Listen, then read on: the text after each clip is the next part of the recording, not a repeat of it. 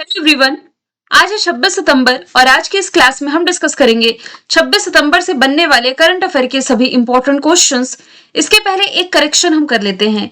Correction है कल यानी कि 25 सितंबर का जो क्वेश्चन नंबर 2 था, इसमें मैंने बताया था बैरन द्वीप के बारे में, जो कि भारत का एकमात्र सक्रिय ज्वालामुखी है। यहाँ पर विस्फोट हुआ है। मैंने बताया था कि इसका आंसर बंगाल की खाड़ी है यानी कि बे ऑफ बंगाल है। देखा जाए तो यह आंसर गलत भी नहीं है, क्योंकि इंडिया के मैप में कुछ यहाँ पर है आपका बे ऑफ बंगाल और यहाँ पर आपके बैरन द्वीप की लोकेशन है। लेकिन मुझसे एक ये मिस्टेक हो गई, मैंने अंडमान सी वाला ऑप्शन नहीं देखा। यदि आपके ऑप्शन में अंडमान सी नहीं है तब तो बे ऑफ बंगाल, बंगाल की खाड़ी बिल्कुल सही आंसर इसका हो जाता है।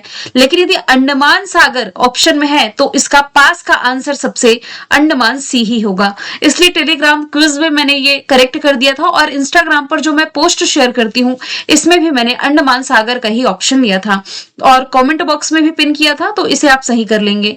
प्रीवियस क्लास में हमने देखा था कि अभी हाल ही में अमेरिका द्वारा जो H1B वीजा पर कार्रवाई की गई, इसके बाद वैश्विक प्रतिभाओं को आकर्षित करने के लिए चाइना ने के वीजा शुरू करने की घोषणा करी है। संयुक्त राष्ट्र द्वारा वैश्विक सतत बीमा बोर्ड की भारतीय मूल की पहली महिला अध्यक्ष के रूप में अमिता चौधरी की नियुक्ति की गई। आंध्र प्रदेश को रेशम विकास के लिए सर्वश्रेष्ठ राज्य का पुरस्कार मिला। 3 बार बैलन डी और खिताब जीतने वाली पहली महिला खिलाड़ी एटर्ना बोममती बनी है। पुरुषों का बैलन डी और जीता है फ्रांस के उस्मान डेम्बले ने। 23 सितंबर 2025 को शुरू की गई आयुष्मान भारत योजना ने 7 साल कंप्लीट कर लिए हैं। रक्षा मंत्री राजनाथ सिंह जी ने अफ्रीका के जो देश है मोरक्को, यहाँ पर टाटा एडवांस सिस्टम लिमिटेड के नए रक्षा उत्पादन संयंत्र का उद्घाटन किया है। आधिकारिक तौर पर महाराष्ट्र के अहमदनगर रेलवे स्टेशन का नाम बदल करके अहिल्या नगर किया गया है। इजराइल का जो रक्षा मंत्रालय है इसने आयरन बीम के सफल परीक्षण की घोषणा करी और ई गवर्नेंस पर जो 28वां राष्ट्रीय सम्मेलन था विशाखापट्टनम में आयोजित किया गया। तो सभी क्वेश्चंस हमने प्रीवियस क्लास में देखे थे। शुरू करते हैं आज का हमारा पहला सवाल। आज का हमारा पहला सवाल है, हाल ही में भारत ने ऑर्गेनिक प्रोडक्ट्स पर अपनी मान्यता व्यवस्था के तहत किस देश के साथ समझौता किया है? तो ये एमआरए के तहत रिसेंटली भारत ने ऑर्गेनिक प्रोडक्ट्स पर जो समझौता किया है ये किया है ऑस्ट्रेलिया के साथ में। ऑप्शन नंबर ए इसका राइट आंसर हो जाता है। अभी सितंबर के महीने में वाणिज्य भवन राजधानी दिल्ली में भारत और ऑस्ट्रेलिया ने ऑर्गेनिक प्रोडक्ट्स पर एमआरए किया है, यानी कि म्यूचुअल रिकॉग्निशन अरेंजमेंट किया है। अब यहाँ पर जो टर्म लिखा हुआ है ऑर्गेनिक प्रोडक्ट्स, ये होते क्या हैं? तो ऐसे प्रोडक्ट्स या उत्पाद आप कह सकते हैं जो कि जैविक खेती की प्रक्रियाओं से बनाए जाते हैं, जिसमें कि जो सिंथेटिक उर्वरक होते हैं, कीटनाशक होते हैं ना, इसमें उपयोग इनका नहीं किया जाता। जैसे कि मैंने ऑलरेडी आपको बता रखा है कि जैविक खेती लागू करने वाला देश का जो पहला राज्य है सिक्किम है। तो पूरी तरीके से आप इसे कह सकते हैं कि ऑर्गेनिक प्रोडक्ट्स पर यह समझौता है भारत ऑस्ट्रेलिया के बीच में, और ये समझौता ECTA के तहत हुआ है, economic corporation and trade agreement के तहत हुआ है। इस व्यवस्था से दोनों देशों में ऑर्गेनिक प्रमाणन मानकों की जो पारस्परिक मान्यता है ये दी जाएगी। इससे फालतू जो निरीक्षण यानी कि रिडंडेंट इंस्पेक्शंस होता था ये घटेगा और व्यापार की जो प्रक्रियाएं हैं, प्रोसेस है, ये इसे और भी आसान बनाएगा। ऑस्ट्रेलिया इसे आप द्वीपीय महाद्वीप कहते हैं और प्यासी भूमि का देश भी कहते हैं। द्वीपीय महाद्वीप इसलिए क्योंकि चारों तरफ से पानी से घिरा हुआ है। कंगारुओं का देश भी ऑस्ट्रेलिया कहलाता है। कैपिटल कैनबरा, करेंसी डॉलर, प्रधानमंत्री दोबारा से एंथनी अल्बनीज बने। ऑस्ट्रेलिया के कुछ करंट अफेयर के फैक्ट यदि हम देखें तो 2030 तक इसने कार्बन उत्सर्जन में 43% की कटौती और 2050 तक शुद्ध शून्य उत्सर्जन तक पहुंचने की घोषणा करी है। लुप्त प्राय कोआला को क्लाइमेडिया बीमारी से बचाने के लिए इसने दुनिया के पहले टीके को मंजूरी दी। ऑस्ट्रेलिया टूरिज्म के कैंपेन की ब्रांड एम्बेसडर सारा तेंदुलकर बनी है। फिलिस्तीन को ऑफिशियली रूप से इसने मान्यता देने की घोषणा करी। भारत ऑस्ट्रेलिया के बीच ऑस्ट्रो हिंद अभ्यास होती है। 16 वर्ष से कम उम्र के बच्चों के लिए सोशल मीडिया का उपयोग इसने बैन किया। ऑस्ट्रेलिया के डेकन यूनिवर्सिटी और वोलंगोंग यूनिवर्सिटी ने गुजरात की गिफ्ट सिटी में अपने कैंपस ओपन किए हैं। मोनास यूनिवर्सिटी के शोधकर्ताओं ने दुनिया की पहली बायोनिक आंख डेवलप की है। चर्चे में रहा राइट टू डिस्कनेक्ट कानून आप ऑस्ट्रेलिया से ही रिलेट करेंगे। अब देखिए कुछ अग्रीमेंट जो भारत ने अन्य कंट्रीज के साथ कर रखे हैं वो हम रिलेट कर सकते हैं। जैसे कि recently free trade agreement Bharat ने किया है ब्रिटेन के साथ। जापान के साथ ग्रीन अमोनिया को लेकर के समझौता किया गया है। यदि बात की जाए यहाँ से मॉरिशस की, अभी सितंबर के महीने में हमने करंट अफेयर में देखा था कि डियोगो गर्शियो द्वीप पर जो भारत है ये उपग्रह ट्रैकिंग और संचार स्टेशन स्थापित करने जा रहा है। इसके लिए मॉरिशस के साथ समझौता किया गया है। अगला सवाल है, हाल ही में रक्षा मंत्रालय ने हिंदुस्तान एरोनॉटिक्स लिमिटेड के साथ कितने लाइट कॉम्बैक्ट एयरक्राफ्ट MK-1A खरीदने का करार किया है? तो देखिए, जो रक्षा मंत्रालय है ये हिंदुस्तान एरोनॉटिक्स लिमिटेड के साथ कुल 97 लाइट कॉम्बैक्ट एयरक्राफ्ट है जो कि खरीदने जा रहा है। अब देखिए, क्वेश्चन को आप कई तरीके से पढ़ा करिए, स्टेटमेंट बेस खुद से बनाया करिए। जरूरी नहीं कि जैसा मैं क्वेश्चन आप लोगों को बता रही हूँ, जैसे ऑप्शन सेट कर रही हूँ, एज इट इज एग्जाम में पूछे जाए। तो थोड़ा सा आगे पीछे भी पूछ सकता है आपसे क्वेश्चन। एक एग्जाम्पल मैं आपको देती हूँ। मैंने आपको बताया था कि चर्चे में रहा जो याला ग्लेशियर है, इसका संबंध किस कंट्री से है जो कि विलुप्ति की कगार पर है? तो एक ऑप्शन में मैंने नेपाल रखा था, बाकी 3 ऑप्शन पढ़ाए थे। रिसेंटली बीपीएससी ने जो क्वेश्चन पूछा, इसने थोड़ा घुमाया। इसने पूछा कि नेपाल का एक ग्लेशियर है जो विलुप्ति की कगार पर है, फिर इसने 4 ऑप्शन दे दिए थे जिसमें याला ग्लेशियर शामिल था। तो एग्जामिनर किसी भी तरीके से आपसे क्वेश्चन पूछ सकता है, स्टेटमेंट बेस से आप खुद से बनाया करिए। चलिए, जैसे क्वेश्चन नंबर 2 को हम स्टेटमेंट बेस बनाते हैं। जैसे कि सवाल है कि रक्षा मंत्रालय ने एक डील की है हिंदुस्तान एरोनॉटिक्स लिमिटेड के साथ। किस लिए डील की है? तो लाइट कॉम्बैक्ट एयरक्राफ्ट है जो कि ये खरीदने जा रहा है। इनकी संख्या यदि आपसे पूछ ली जाए, कुल कितने खरीदने जा रहा है, तो 97 इनकी इस संख्या हो जाएगी, जिसमें कि 68 सिंगल सीटर है, 29 ट्विन सीटर है। ये जो डील है 62,370 करोड़ रुपए की है। जरूरी नहीं कि अमाउंट पूछा जाए एग्जाम में, लेकिन तभी भी आप रिलेट कर सकते हैं। इनकी डिलीवरी जो है ये 2027-28 से शुरू होगी, अगले 6 वर्षों में कंप्लीट हो जाएगी। इन विमानों में 64% से अधिक स्वदेशी सामग्री का इस्तेमाल हुआ है, जिससे आत्मनिर्भर भारत मिशन को बढ़ावा मिलेगा और घरेलू रक्षा उत्पादन की भी क्षमता मजबूत होगी। अब यहाँ से कुछ इंपॉर्टेंट फैक्ट मैं आपको बता देती हूँ। यहाँ पर जो टर्म लिखा हुआ है लाइट कॉम्बैक्ट एयरक्राफ्ट, या इसे आप हल्के लड़ाकू विमान भी कह सकते हैं। एक ऐसा लड़ाकू विमान जो कि वजन और लागत में कम होता है। ठीक है, अब इसके लिए डील है हिंदुस्तान एरोनॉटिक्स लिमिटेड के साथ। तो मान लीजिए पूछ लिया गया कि हिंदुस्तान एरोनॉटिक्स लिमिटेड का हेडक्वार्टर कहां पर है, तो ये आपका हो जाएगा बेंगलुरु, कर्नाटक में।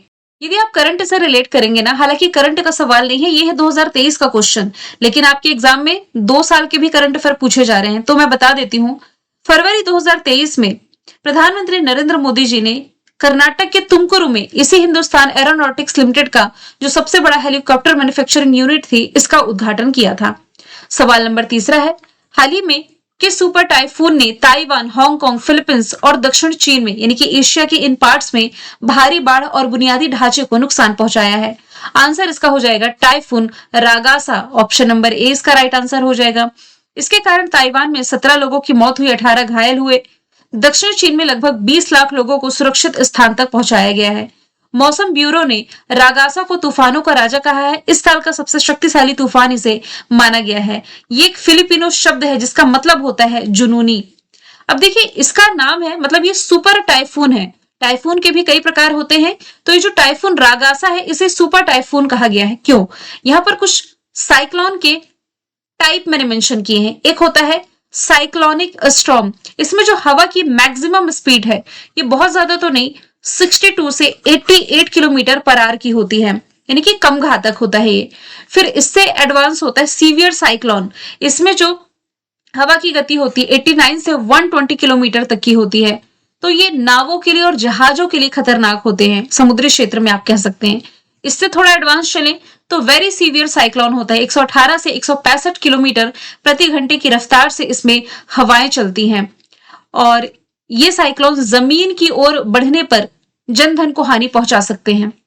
एक्सट्रीमली सीवियर साइक्लोन ये थोड़ा और एडवांस टाइप है, ये बेहद घातक होते हैं। हवाओं की स्पीड 200 पार कर जाती है, यानी कि 166 से 220 किलोमीटर पर आवर की यहां से स्पीड में हवाएं चलती हैं। सबसे एडवांस होता है इसमें सुपर साइक्लोन। सुपर साइक्लोन में जो हवा की गति होती है 220 किलोमीटर प्रति घंटे से ज्यादा की होती है, कई बार तो 300-400 किलोमीटर प्रति घंटे से भी इसकी जो रफ्तार है तेज पकड़ लेती है। रास्ते में आने वाले पेड़, गाड़ियां, यहाँ तक कि बिल्डिंगों को भी ये तबाह कर सकता है। और जो हम ये पढ़ रहे हैं टाइफून रागासा, इसी का प्रकार है सुपर साइक्लोन का। तो आई होप ये साइक्लोन के प्रकार आप लोगों को क्लियर हो ही गए होंगे। हाल फिलहाल में कुछ चक्रवात और तूफान हमने पढ़े हैं, जैसे कि तूफान पोडुल ने ताइवान में भारी तबाही मचाई थी, जिसका नामकरण नॉर्थ कोरिया ने किया था। बंगाल की खाड़ी में उठा चक्रवाती तूफान रेमल मार्च 2025 में ऑस्ट्रेलिया में एक उष्णकटिबंधीय चक्रवात अल्फ्रेड आया जिसने तबाही मचाई। अंडमान सागर में निर्मित हो रहे चक्रवात को शक्ति नाम दिया है श्रीलंका ने। तूफान यागी से प्रभावित देश थे म्यांमार, लाओस, वियतनाम। भारत ने हेल्प करने के लिए ऑपरेशन सद्भाव चलाया था। चर्चे में रहा टाइफून क्रैथॉन, इसने भी ताइवान में ही तबाही मचाई है। बंगाल की खाड़ी में जो तूफान दाना उठा था, इसका नामकरण कतर ने किया था और भारत ने राफेल तूफान के बाद क्यूबा को मानवीय सहायता भेजी थी। सवाल नंबर चौथा है, हाल ही में जो दूरसंचार विभाग है यानी कि डिपार्टमेंट ऑफ टेलीकम्युनिकेशन, इसने किस संस्था के साथ साइबर अपराध और वित्तीय धोखाधड़ी से निपटने के लिए एमओयू पर हस्ताक्षर किए हैं। एमओयू यानी कि मेमोरेंडम ऑफ अंडरस्टैंडिंग या समझौता ज्ञापन भी आप इसे हिंदी में कह सकते हैं। तो रिसेंटली डिपार्टमेंट ऑफ टेलीकम्युनिकेशन ने यह समझौता किया है FIUIND। अब ये क्या है? F यानी कि फाइनेंशियल, I यानी कि इंटेलिजेंस, U यानी कि यूनिट, फाइनेंशियल इंटेलिजेंस यूनिट और IND का मतलब है इंडिया। दूरसंचार विभाग और फाइनेंशियल इंटेलिजेंस यूनिट के बीच में ये एक समझौता है। इसका उद्देश्य है बेहतर सूचना साझा करने और समन्वय के माध्यम से साइबर अपराध और वित्तीय धोखाधड़ी पर प्रभावी नियंत्रण पाना है। यहां से यदि मैं बात करूं रिजर्व बैंक ऑफ इंडिया की, तो रिजर्व बैंक ऑफ इंडिया के वर्तमान में जो गवर्नर है ये हो जाएंगे संजय मल्होत्रा। रिसेंटली RBI के द्वारा प्रोजेक्ट कुबेर की शुरुआत की गई थी। प्रोजेक्ट कुबेर 75 करोड़ से ऊपर के ट्रांजैक्शन के लिए सुविधा शुरू करी थी RBI ने। CBI central bureau of investigation के वापस से जो महानिदेशक है प्रवीण सूद बनाए गए हैं। नीति आयोग योजना आयोग के स्थान पर 2015 में लाया गया। प्रधानमंत्री होते हैं इसके अध्यक्ष यानी कि नरेंद्र मोदी इसके अध्यक्ष हैं। उपाध्यक्ष हो जाएंगे सुमन बेरी और CEO इसके हो जाएंगे BVR सुब्रमण्यम। सवाल पांचवा है, हाल ही में विश्व फेफड़ा दिवस यानी कि वर्ल्ड लंग डे मनाया कब गया? सितंबर महीने की 25 तारीख को यह मनाया गया है। ऑप्शन नंबर ए इसका राइट आंसर हो जाएगा। यह दिन फेफड़ा के स्वास्थ्य और सांस संबंधी बीमारियों के प्रति अवेयरनेस बढ़ाने के लिए दिवस मनाया जाता है। इस बार की थीम है हेल्दी लंग हेल्दी लाइफ। सितंबर महीने में जो इंपॉर्टेंट डेज हमने देखे हैं, 1 से 7 सितंबर तक राष्ट्रीय पोषण सप्ताह है, 5 सितंबर राष्ट्रीय शिक्षक दिवस है और इंटरनेशनल चैरिटी डे है। इंटरनेशनल लिटरेसी डे है 8 सितंबर। 10 सितंबर है विश्व आत्महत्या रोकथाम दिवस। 11 सितंबर राष्ट्रीय वन शहीद दिवस। 14 सितंबर है राष्ट्रीय हिंदी दिवस। 16 सितंबर विश्व ओजोन दिवस। 18 सितंबर वर्ल्ड बैम्बू डे। 21 सितंबर इंटरनेशनल डे ऑफ पीस और world Alzheimer day. World rhino day है 22 सितंबर। 23 सितंबर को राष्ट्रीय आयुर्वेद दिवस और सांकेतिक भाषा दिवस भी आपका 23 सितंबर है। अगला सवाल है, हाल ही में बख्तियारपुर राजगीर तिरैया रेलवे लाइन के दोहरीकरण की यानी कि इसके डबलिंग को मंजूरी मिली है। पूछा जा रहा है इसकी कुल लंबाई कितनी है। तो ऐसे भी क्वेश्चन आपके एग्जाम का पार्ट बनते हैं। ध्यान दीजिए, ये क्वेश्चन इसलिए भी इंपॉर्टेंट बन जाता है क्योंकि ये प्रकाशित हुआ है PIB में, प्रेस इंफॉर्मेशन ब्यूरो ने इस हेडलाइन को पब्लिश किया है। बख्तियार राजगीर तिरैया रेलवे लाइन, पहली बात तो पूछा जाए किस राज्य से संबंधित है, ये आपका बिहार वाले क्षेत्र से है। लंबाई, तो लंबाई इसकी हो जाएगी कुल 104 किलोमीटर। ऑप्शन नंबर सी इसका राइट आंसर हो जाएगा। तो बिहार में रेलवे अवसंरचना को बड़ा प्रोत्साहन देते हुए प्रधानमंत्री नरेंद्र मोदी की अध्यक्षता में जो आर्थिक मामलों की मंत्रिमंडलीय समिति है, इसने बख्तियारपुर राजगीर तिलैया रेलवे लाइन का मतलब 104 किलोमीटर का जो दोहरीकरण होना है, जो रेलवे लाइन डबल होनी है, इसे मंजूरी मिल चुकी है। लगभग 2192 करोड़ रुपए का ये प्रोजेक्ट है। इससे क्षेत्रीय संपर्क को ये बदल देगा, माल परिवहन को बढ़ावा देगा और पर्यटन को सशक्त बनाएगा। की पॉइंट ऐड कीजिए, रेलवे लाइन खंड जो है बख्तियार राजगीर तिलैया है, कुल दूरी 104 किलोमीटर, लागत लगभग 2192 करोड़। बिहार के 4 जिले कवर होंगे जिसमें जो आकांक्षी जिले शामिल है गया और नवादा है। नेक्स्ट यदि हम चलें, भारत की पहली विदेशी डिफेंस मैन्युफैक्चरिंग यूनिट किस देश में स्थापित की गई? अब आप सोच रहे होंगे क्वेश्चन आपने कहीं तो पढ़ा है, बिल्कुल पढ़ा है। ये आपने पढ़ा है कल, मैंने मूरख को पढ़ाया था, थोड़ा सा क्वेश्चन चेंज किया है मैंने, है आंसर सेम, लेकिन देखिए एग्जामिनर कैसे क्वेश्चन पूछता है। एक स्लाइड जहां से मैंने ऐड कर दी, तो यहां मैंने कल क्वेश्चन थोड़ा घुमाया था कि रक्षा मंत्री राजनाथ सिंह ने किस अफ्रीकी देश में टाटा एडवांस सिस्टम लिमिटेड के नए रक्षा उत्पादन संयंत्र का उद्घाटन किया? तो आंसर मोरक्को है। अब इसी क्वेश्चन को थोड़ा सा घुमा करके मैंने ऐड कर दिया, तो मे भी आप कंफ्यूज हो सकते हैं, क्योंकि भारत ने अपनी पहली विदेशी डिफेंस मैन्युफैक्चरिंग यूनिट का उद्घाटन ये कर दिया है मोरक्को में, मोरक्को के बेर रेशीद में। उद्घाटन रक्षा मंत्री राजनाथ सिंह के द्वारा किया गया। इसे टाटा एडवांस सिस्टम लिमिटेड के द्वारा बनाया गया है। 20,000 वर्ग मीटर में फैला हुआ है।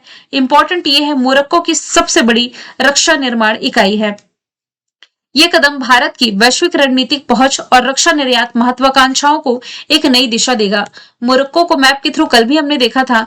इसकी कैपिटल राबात, करेंसी दिरहम है। मोरक्को के ऊपर स्पेन है, ये यूरोप का पार्ट है। मोरक्को ये अफ्रीका का पार्ट है। दोनों के बीच में जिब्राल्टर जल संधि है। जिब्राल्टर जल संधि ये अफ्रीका और यूरोप को सेपरेट करती है। यहाँ के प्रधानमंत्री अजीज अखनौच है। इथियोपिया की यदि बात की जाए, देखिए करंट अफेयर में हमने देखा था कि इथियोपिया में सबसे बड़ी जल विद्युत परियोजना की शुरुआत की गई। तंजानिया के जंजीबार में जो आईआईटी मद्रास है, इसने भारत के बाहर अपना पहला कैंपस ओपन किया है। यूएई के अबू धाबी में जो आईआईटी दिल्ली है, इसने भारत के बाहर अपना पहला ब्रांच ओपन किया। जबकि दुबई में Indian institute of management Ahmedabad ने पहला ब्रांच ओपन कर लिया है, अहमदाबाद ने। 8वां सवाल है, एशिया के सबसे बड़े साहित्यिक महोत्सव में से एक जिसका नाम है उन्मेष, इसकी शुरुआत कहाँ की गई? तो इसकी शुरुआत रिसेंटली पटना, बिहार में की गई है। ये एशिया का सबसे बड़ा साहित्यिक महोत्सव माना जाता है। 25 सितंबर से इसकी शुरुआत की गई है। इसका ये तीसरा एडिशन है। साहित्य अकादमी द्वारा आयोजित किया जा रहा है। संस्कृति मंत्रालय द्वारा आयोजित ये अंतरराष्ट्रीय साहित्य महोत्सव विभिन्न विषयों पर केंद्रित है। कुरुक्षेत्र, हरियाणा में अंतरराष्ट्रीय गीता महोत्सव का आयोजन हर साल किया जाता है। एक तरह का कल्चरल फेस्टिवल है। खजुराहो, मध्य प्रदेश में आयोजित किया जाता है। शिलोंग, मेघालय में चेरी ब्लॉसम फेस्टिवल का आयोजन किया जाता है। नेक्स्ट है, हाल ही में विज्ञान शिखर सम्मेलन 2025 का आयोजन किस शहर में किया गया? तो इसकी मेजबानी की है न्यूयॉर्क, अमेरिका ने। ऑप्शन डी इसका राइट आंसर है। तो विज्ञान शिखर सम्मेलन 2025 एक विस्तृत श्रृंखला है, एक सीरीज है, जिसमें से एक जो है ये तो न्यूयॉर्क शहर, अमेरिका में आयोजित किया गया यूनाइटेड नेशन जनरल असेंबली के साथ, जो कि सस्टेनेबल डेवलपमेंट गोल यानी कि सतत विकास लक्ष्यों को प्राप्त करने में विज्ञान की अहम भूमिका पर केंद्रित है। जेनेवा, स्विट्जरलैंड में डब्ल्यूएचओ की बैठक रिसेंटली संपन्न हुई। वर्ल्ड इकोनॉमिक फोरम की 55वीं बैठक दावोस, स्विट्जरलैंड में हुई। 6वीं जो बिम्स्टेक समिट थी, इसकी मेजबानी बैंकॉक, थाईलैंड में की गई। अब यहां मैंने लिखा है कि विज्ञान शिखर सम्मेलन 2025 की एक विस्तृत सीरीज का हिस्सा है। तो यहाँ पर अन्य हम देख लेते हैं जो प्रमुख विज्ञान शिखर सम्मेलन हुए। ये वाला फैक्टर तो हम देख चुके। विश्व स्वास्थ्य शिखर सम्मेलन जो 2025 का था, बर्लिन आप रिलेट करेंगे। ये वैश्विक स्वास्थ्य सेवाओं के लिए रणनीतिक मंच था। विश्व डायमेंशिया शिखर सम्मेलन, ये लंदन से आप रिलेट करेंगे। फिर सस्टेनेबिलिटी साइंस समिट, ये कैसल, जर्मनी से रिलेट करेंगे। सभी 2025 के मैं ऐड करके बता रही हूँ। और अखिल भारतीय फोरेंसिक विज्ञान सम्मेलन 2025, ये आप राजधानी दिल्ली से रिलेट करेंगे। ये राष्ट्रीय फोरेंसिक विज्ञान विश्वविद्यालय द्वारा आयोजित किया गया। भारत के गृह मंत्री अमित शाह ने इसे संबोधित किया था। सवाल 10वां है, लेवर कप 2025 का आयोजन किस देश में किया गया, जिसमें कि टीम वर्ल्ड ने टीम यूरोप को हरा करके ये खिताब जीता है? इसका आयोजन किया गया था अमेरिका के सैन फ्रांसिस्को में 19 से 21 सितंबर तक। तो लेवर कप 2025 में टीम वर्ल्ड ने शानदार प्रदर्शन करते हुए टीम यूरोप को 15-9 से हरा करके ये खिताब अपने नाम किया। मेजबान देश की यदि बात की जा रही है तो यूएई ने भी हाल ही में चैंपियंस ट्रॉफी की मेजबानी करी थी, जिसमें कि विजेता भारत था। एशिया कप भी अभी ये होस्ट कर रहा है। भारत ने जनवरी के महीने में kho kho world cup host किया था। First time male female category दोनों में विजेता भारत है। सेम वैसे ही इस साल का जो वर्ल्ड कबड्डी चैंपियनशिप था, इंग्लैंड ने होस्ट किया था। मेल फीमेल दोनों कैटेगरी में विजेता भारत है। सवाल 11वां है, हाल ही में किसे लिविंग ब्रिज पुरस्कार से सम्मानित किया गया? तो ब्रिटेन के जो प्रधानमंत्री है कीर स्टारमर, इन्हें भारत यूके मुक्त व्यापार समझौते यानी कि फ्री ट्रेड एग्रीमेंट को सुरक्षित करने और भारत ब्रिटेन संबंधों को मजबूत बनाने में उनकी अहम भूमिका के लिए लिविंग ब्रिज से सम्मानित किया गया है। कुमार मंगलम बिरला लता दीनानाथ मंगेशकर अवार्ड से ये सम्मानित किए गए हैं। लता दीनानाथ मंगेशकर अवार्ड 2025। डॉक्टर हिमांशु कुलकर्णी अंतरराष्ट्रीय जल पुरस्कार से सम्मानित पहले भारतीय बने हैं। ये मशाकी कासीवारा, ये जापान से बिलोंग करते हैं, एबल प्राइज 2025 से सम्मानित किए गए हैं। सवाल 12वां है, किस शहर में विश्व खाद्य भारत 2025 आयोजित किया गया? इसकी मेजबानी राजधानी दिल्ली ने करी है। 25 से 28 सितंबर तक ये चल रहा है। भारत मंडपम दिल्ली में इसका चौथा एडिशन है। वर्ल्ड फूड इंडिया इवेंट का नाम है। इसकी थीम है सस्टेनेबिलिटी, इनोवेशन एंड इंक्लूसिविटी। तिथि है 25 से 28 सितंबर। स्थान है भारत मंडपम, दिल्ली। उद्घाटन प्रधानमंत्री नरेंद्र मोदी ने किया है और इसका आयोजक है खाद्य प्रसंस्करण उद्योग मंत्रालय। विशाखापट्टनम ने इस साल इंटरनेशनल योगा डे की मेजबानी करी है 21 सितंबर को। भुवनेश्वर, ओडिशा ने जनवरी के महीने में प्रवासी भारतीय सम्मेलन की मेजबानी करी थी। और पहली बार भारत ने विश्व सागौन सम्मेलन का आयोजन किया, जिसकी मेजबानी केरला के कोच्चि शहर ने की थी। तो ये भी आप एडिशनल तौर पर रिलेट कर सकते हैं। मैंने कल आपसे पूछा था ऑस्कर 2026 में भारत की ऑफिशियल प्रविष्टि के रूप में किसे चुना गया, जिसका आंसर था होम बाउंड। आज का सवाल आप लोगों के लिए है, recently central industrial security force का महानिदेशक किसे नियुक्त किया गया? आंसर इसका जो भी है कमेंट बॉक्स में बताइए। कमेंट बॉक्स में अपनी फीडबैक भी जरूर शेयर करें। मिलेंगे नेक्स्ट वीडियो में। Thank you so much.